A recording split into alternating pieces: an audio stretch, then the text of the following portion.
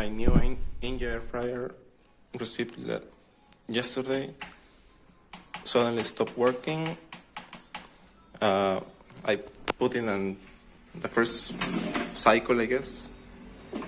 It was mid-cook. I went to my bedroom. I came back and it wasn't working anymore and won't start even though I have electricity. As you see, won't work, and you can see that I have actual electricity because I'm plugging in my rice cooker and it starts normally.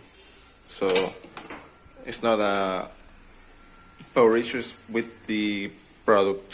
Okay. Once again,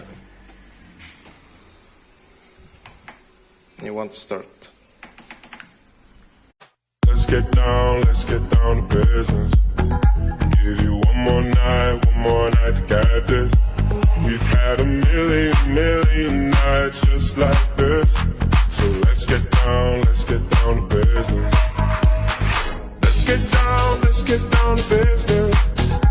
Give you one more night to get this.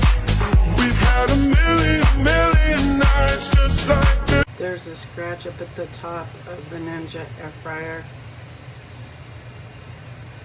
Mind you, it came in 3 boxes. The box for the Ninja and then another box and then a big huge box.